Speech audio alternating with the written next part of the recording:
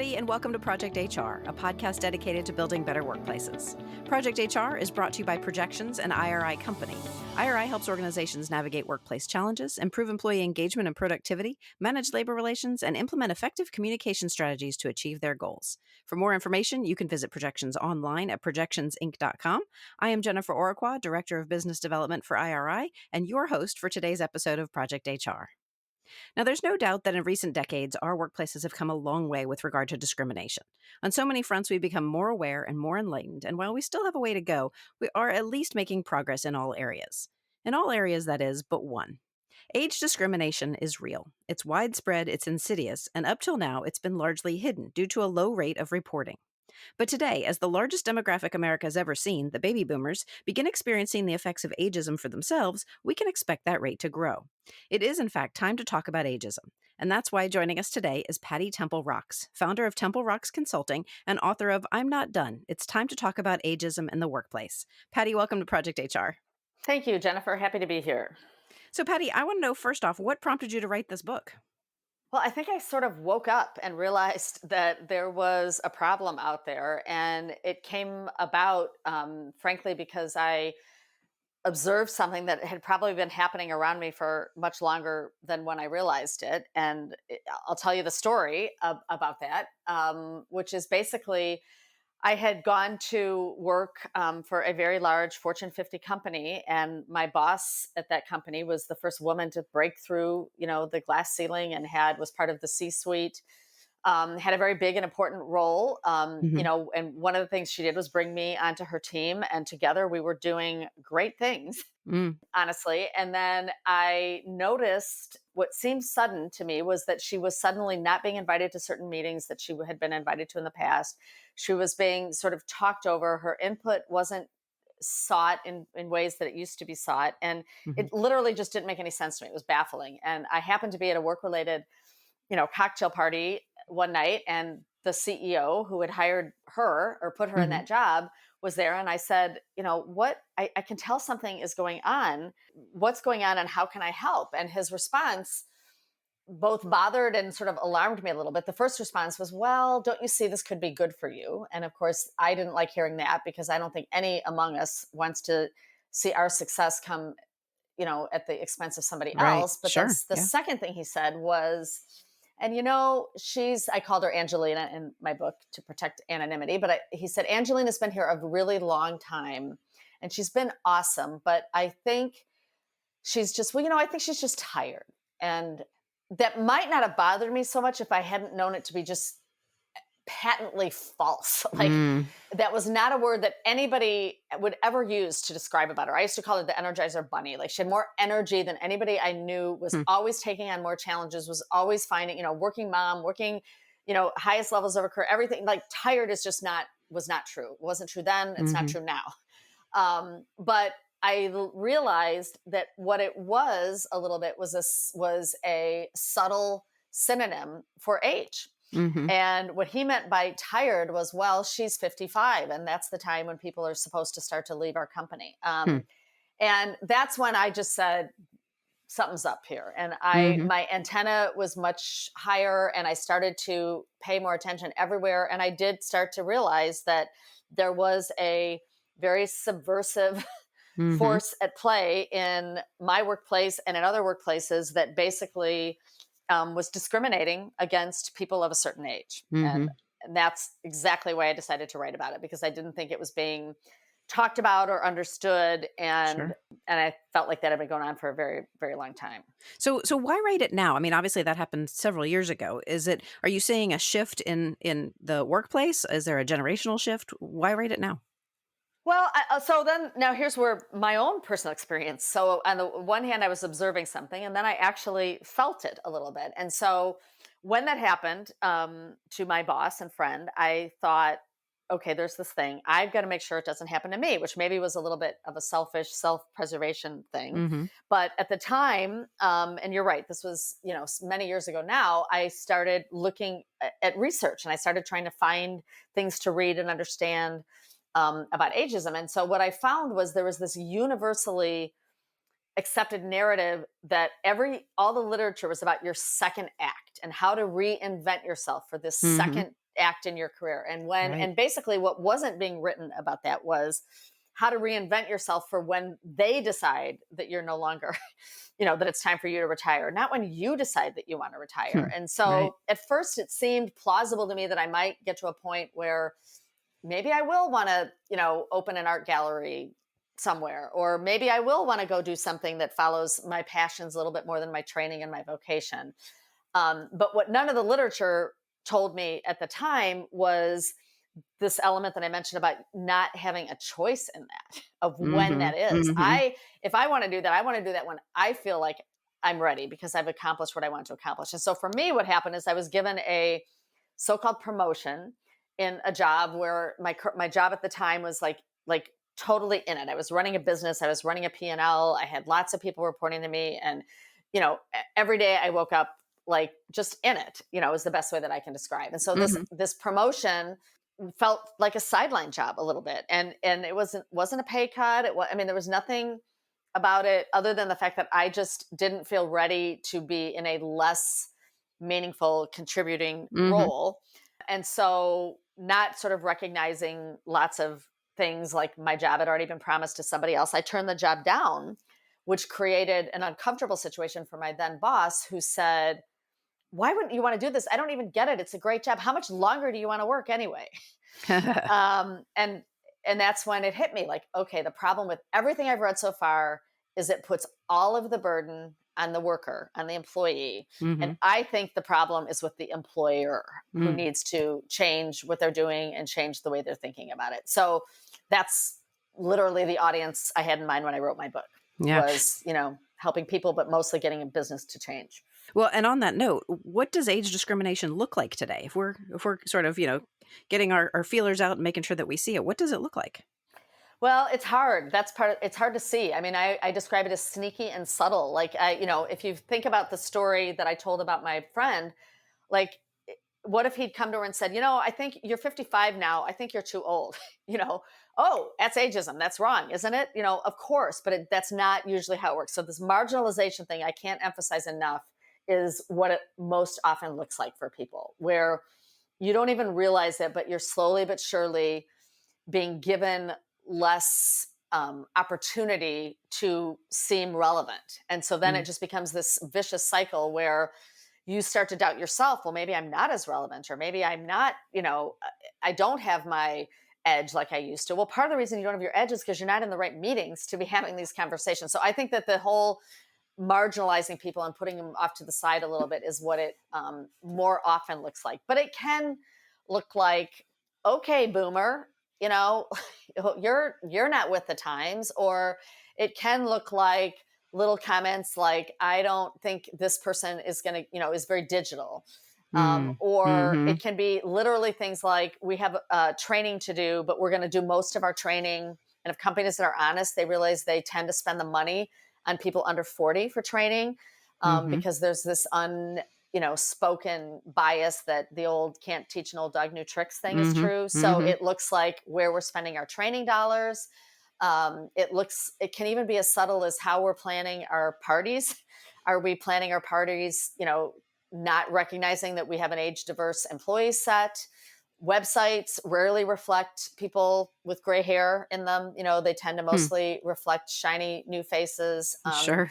And yet that same company will say, oh, we're very inclusive. We're an inclusive workforce, but they Mhm. forget sometimes that age needs to be one of the considerations for that inclusivity.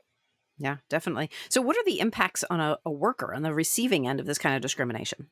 Well, at the worst level, it can be you're put out of a job, and Sure. Yeah. you're put out at a job at an age where it can be very difficult to find another one. You also, as I mentioned earlier, I think it is not good for confidence, self confidence. Mhm. Everyone has a right to keep learning and growing, but if you're not being given those opportunities, either by training or new jobs or new exposure, you're not going to be learning as growing as much. And Mhm. admittedly, we have to take our own responsibility for those things as well.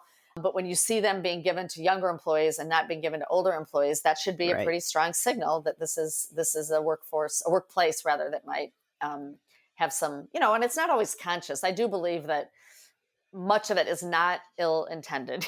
Mm, It's just like a lot of forms of discrimination where people just are thoughtless about it a hmm little bit. Sure. But there are federal and even state legal protections in place against these kind of discriminatory actions, aren't there? I mean, can you remind us of what might be in place to protect older workers and who's covered?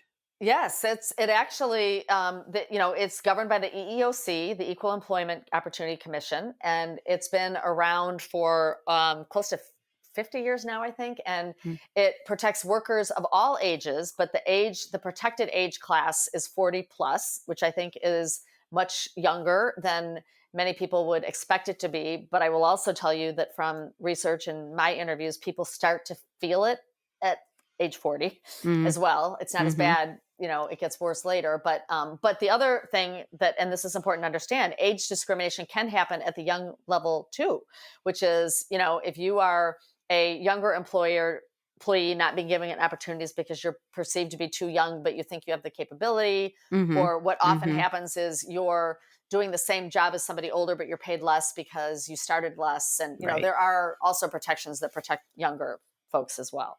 So, from a corporate standpoint, how bad is an age discrimination claim? What's at stake for the company? There's a lot at stake for the company. I mean, some of these have been in the tens of millions of dollars, even hundreds of millions of dollars settlements where the company loses, and those are typically class types of lawsuits.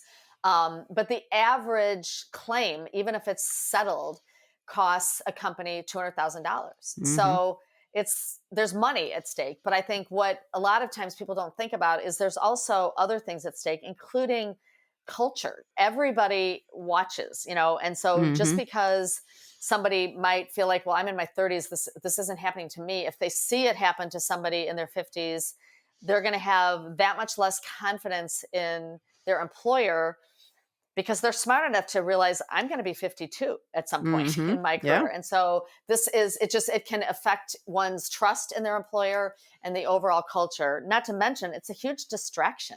yeah, So once somebody brings a claim forward, you're tracking down every email, you're interviewing people, all sorts of things that are taking you away from the things that your company should be right. doing to make money. For sure. It's interesting that it would definitely affect retention rates and being able to have long term knowledgeable employees. Oh, for sure, for sure. And that, more than ever, I think that's become a very valuable commodity for companies because Hmm the baby boomers, which is largely who's being impacted right now by age discrimination, it's the largest generation. And newer generations are just making different choices about their careers. So Yeah, this lifer employee pact that many boomers represent just doesn't exist anymore. So they for truly sure. do have a unique perspective. All right, Patty, we're going to take a quick sponsorship break right now. But when we return, I want to explore how companies can better protect themselves and their older workforces. So stay with us. The question is, how can we expect to create a respectful workplace when society itself is made up of imperfect people, incivility, prejudices, bias, and cultural differences? The answer is, we've been approaching the problem all wrong. If you've been focusing on meeting legal requirements or avoiding labor law violations, it's time to think differently.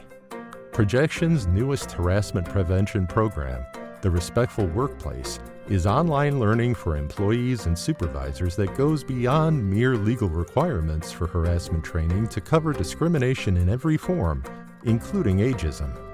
You'll provide learners with engaging and powerful video scenarios that demonstrate how harassment and discrimination can happen around age, gender, disability, and more.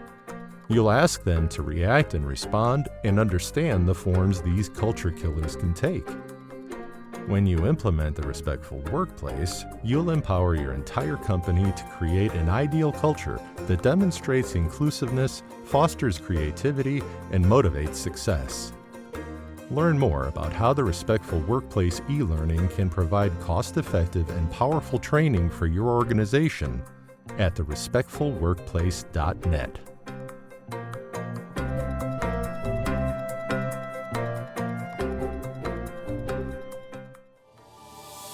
And we're back with Patti Temple Rocks, founder of Temple Rocks Consulting and author of I'm Not Done. It's Time to Talk About Ageism in the Workplace. Patti, earlier we discussed how damaging an age discrimination claim can be for a company. But even beyond the particulars of a claim, how important is it that businesses get on the right side of this issue? I think the stakes are higher than they've ever been about what employees and frankly society expects of a company when it comes to DEI. Like there are more eyeballs on it. There are consumers who are judging and voting with their pocketbooks whether they think that you are the kind of company who they agree with the decisions that you're making. And I think that there are way too many companies, even still today, who would gladly try to wave the flag that they are all in on diversity, equity, and inclusion, who don't even reference age as one of the categories that they're protecting. And so I think that there's just more people judging and more people paying attention. So I think that it is very important for companies to get on the right side of this. Yeah. So beyond the corporate social responsibility, which is something we talk about a lot, I mean, ageism is basically bad for business. But the flip side of that is that diversity is actually good for businesses. So I want to talk a little bit about the value of having a multi-generational workforce. I think there are literally probably hundreds of benefits. Sure. And I think that it is, somebody once described to me that she thought that this was in the advertising business. And she said that she thought that they won the pitches when they had a great mix of diverse perspectives, including age. And she said, I really think that that's the special sauce, because you just bring the wisdom that comes from people who have rolled out similar campaigns or done other things, matched with the perspective of the youth who is just experiencing life differently. And that literally, her words were magic. That just creates some magic. And so I think that, I've been involved in my career sometimes with a pitch or trying to come out with something for a new client. One example I remember well was about it was a pharmaceutical company who had a product that was going to help postmenopausal women lose weight. Okay. So I'm looking around the room and I thought, I think I'm the only person in this room that's trying to come up with ideas and strategy that even knows what menopause is, let alone might have experienced it, unless these, and so while I greatly, appreciated the perspective of the youth in that they needed more voices that had experienced that. Sure. And so, that's where I just think we come up with better ideas, when we have that. One of my favorite examples, and this isn't about age, but it was probably almost 30 years ago now, Ford got all sorts of credit for this brilliant idea that they had to put pregnancy bellies on male engineers so that they could do a better job designing cars for women, and especially obviously women who are pregnant. And I remember reading about that after the fact, and I thought, there was an easier answer: hire more women engineers. Right. Like, Sure. You don't need to go to the trouble of fabricating fake bellies, Right. And I feel the same thing about age. Like, just have a group of people that represent the population out there, and you're going to do a better job coming up with products, ideas, strategies, whatever that stick. That makes perfect sense. Yeah, that makes perfect sense. So, most of our audience are the upper echelons of human resources. But as you mentioned earlier, that, this isn't necessarily intentional. It just sort of happens. It has to do with our own biases. So how can we identify if age discrimination is actually an issue in our own workforce?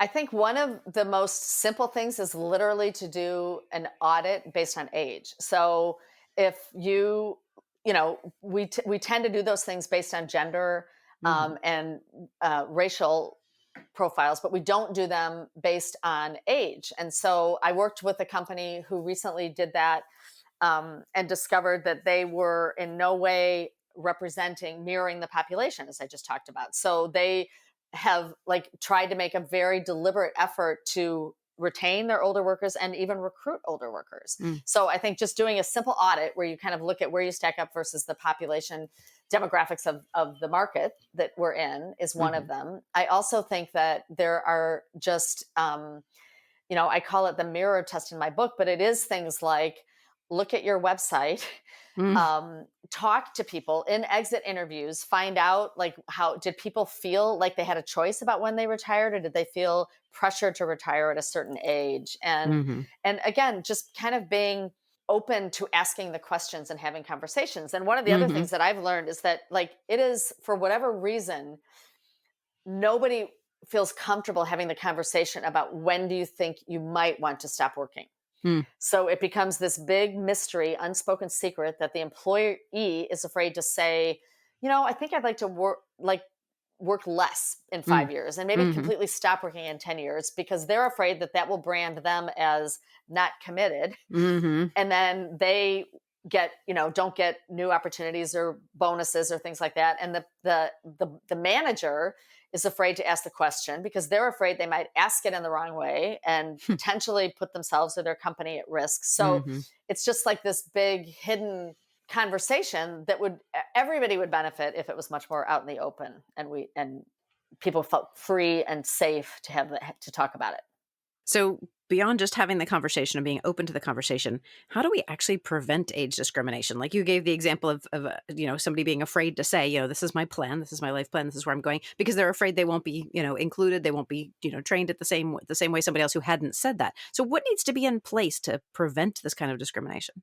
Well, I think one thing is this whole, and bigger companies I think are a little bit more disciplined and tend to do it, but the whole notion of having some sort of consistency and continuity in how we talk about careers. If you are always saying, what's your 5 year horizon? What's your 5 year horizon? Start having that conversation with somebody when they're 30. Hmm. Where do you see yourself in 5 years? Hmm. Don't stop having that conversation when they're 50, which is what Hmm. happens all too often. In fact, sometimes people Hmm. don't even get performance reviews. So I think that for sure, one of the things that people can do is just continue to have that conversation. The other thing is just, I think, be much more vocal about age being something that you care about. I mean, I recently saw some training that a company did about diversity and inclusion, and they thought that they were doing the right thing and they were making it mandatory and everybody had to take this, and it was 2 hours long and it was great, and it never once mentioned age.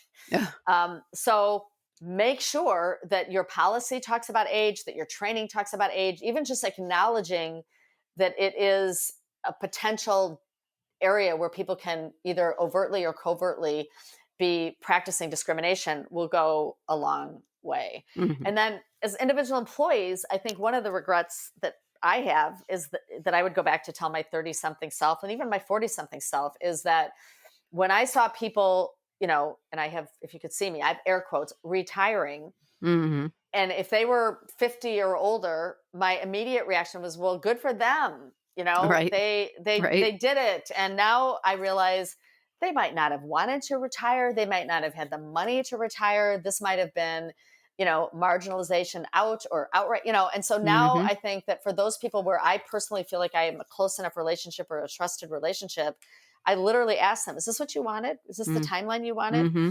Just to like bring it out in the open and not make it feel like this big secret. Yeah, that makes sense. So, on that point, what can we do to encourage inclusivity when it comes to age and generational issues?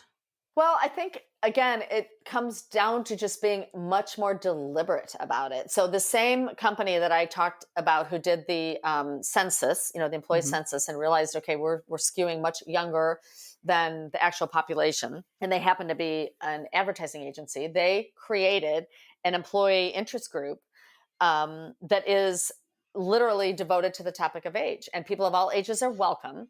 Hmm. And again, it can also talk about age discrimination at the younger level, but it is about how can we make sure that the experience that we're giving people matches our commitment to be a great employer, and that includes people who are 40 plus. Hmm. So that is to me like a tangible, concrete effort that they're doing that shows that this is something that they care about. They're putting their money where their mouth is. Hmm.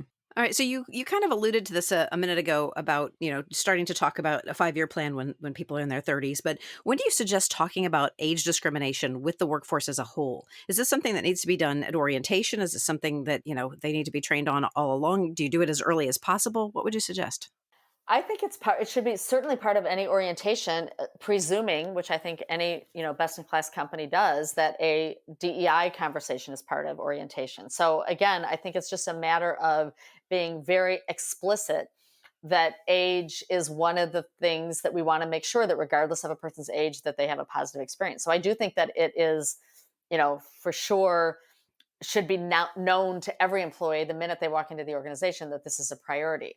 Mm. In terms of active training about it, I think that it really becomes most important when people assume people management, people leadership responsibilities, because that's when, you have to help people understand how to have those conversations. I know it's not easy. Like we've been, society has told us that it's rude to ask a person's age, or, it can be uncomfortable to have conversations about this. But that doesn't mean we don't have to figure out how to do it. So I think it should always be part of the conversation, but I think we need to kind of double down on providing training and tools as soon as people reach the people management leadership phase of their career. That makes sense. All right, Patti, we're going to take some time out for another quick break. We'll be right back after this. You're listening to the Project HR podcast. I'm your host, Jennifer Oraqua, and our guest today is Patti Temple Rocks, founder of Temple Rocks Consulting and author of I'm Not Done, It's Time to Talk About Ageism in the Workplace. And we are back. So in the last segment, we talked about things companies can do to combat ageism. Well, let's say a company is doing all of these things. How can they measure improvements in this area? How do we benchmark and know when we're actually moving the needle? I think most companies who aspire to be a great place to work and have a great, employee proposition do surveys and do lots of different things, whether they're, sort of the big company-wide surveys or smaller focus groups. But are they talking about age? I doubt it. So make sure that those questions are being asked about how do you think that we're doing? How do you feel personally? Again, a confidential survey would allow somebody to disclose their age and sort of describe that experience. So I think that is an important thing. And again, it's worth repeating, but I do think that census of employee populations, because I found it many times when I was talking to senior people in companies, and I would ask them, do you have any sense of what if I were to put your ages on a chart, do you have any idea what you look like? Most of them said, not really. All right. So Patti, what advice do you have for older workers who aren't done? Are there things that they can do to perhaps position themselves for a longer career? Absolutely. And one of the things that has always been important to me in having the conversation about this is that it's not about entitlement. It's not about, I'm 55 and I've worked for, this long, and so I deserve to work as long as I want. You have to be good regardless of whether you're 25 or 65. You have to be good at your job and deliver value to your employer every single day. And so I think that none of us can ever get complacent about learning and about growing and about contributing. So I do think that, if it does feel like, let's say that you're in a marketing world, which is my world, and all of a sudden everybody's talking about TikTok and you don't know what TikTok is, figure out what TikTok is and figure out, why it's effective or why it's not effective. And then the other thing is, it is true that working takes energy, and so I do believe that we have to manage our energy throughout our life, but especially as we get a little bit older. So one of the things that I found was that when I was in sort of the height of my working mom phase of my career, which also tended to be, in a super busy phase of my career, which it often is for a lot of us, the one thing that was easiest for me to always put by the wayside was doing something for myself. Like that was like, sorry, I don't have time for that.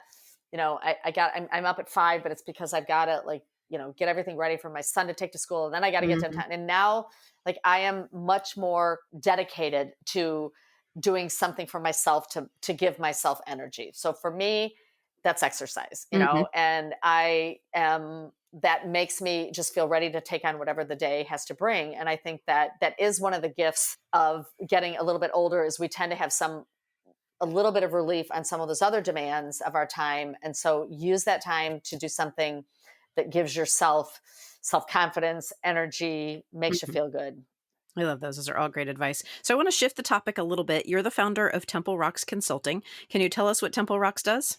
Yeah, I try to help people and companies who are dealing and trying to, aggressively and appropriately deal with ageism. So I've been asked to help companies think about their own strategy My background for 40 years, I've been in the marketing world. So some of my consulting lies in more what I would call straightforward marketing. But my passion these days is 100% about trying to elevate the conversation of ageism and give, people and companies tools to make it better, because I have found very little malicious intent here. That's really not what's behind it. Right. Well, and speaking of this as a passion project, you mentioned that you do speaking events as well. Is that right? Yes, absolutely. Of course, like anyone in the last year and a half, was Zoom kinds of things Sure. and participating that way. But yes, I'm always interested in anybody that's trying to elevate this conversation, whether it's through a speaking engagement or participating in a panel, talking to employee resource groups. I'm delighted to do things like that. Nice. So how can our listeners get in touch with you if they want to learn more? The most direct way is through my website, which is just Patti with an I, PattiTempleRocks.com. And I've got a lot of the content and things that I put out on my website, and also a forum where you can ask me to reach out to you. And I am happy to say I reach out to every single person. Excellent. Very that nice. wants to talk to me. I want to let our listeners know, too, that links to Patti's website, the Temple Rocks website, as well as a link to buy Patti's book, I'm Not Done, It's Time to Talk About Ageism in the Workplace, will all be included in this episode's companion guide. So be sure to unlock that today at projectionsinc.com/podcast. Right now, though, Patti, it is time for our lightning round questions. And these are questions we ask of every guest of the podcast. Are you ready? Sure am. All right. So our first question is a topic showdown. In this episode, we've been talking about the dangers of ageism and the value of age inclusivity. In your opinion, which of these quotes about growing older is more true? You don't stop laughing when you grow old when you stop laughing, which is George Bernard Shaw. Or you're never too old to set another goal or dream a new dream, which is C.S. Lewis. They're actually both great because I love to laugh. But for me, I think the latter, about setting another goal or dreaming a new dream, is probably the one that most resonates with me, because I'm always trying to think of the next thing I want to do. I actually have 2 book ideas that I've been ruminating in my mind and thinking about. So I think that it's always great to have the next thing in mind. Now, speaking of books, what's the best book you've read recently? One of my favorites was a book called 50 Words for Rain, and it just described the experience of growing up mixed race in Imperial Japan.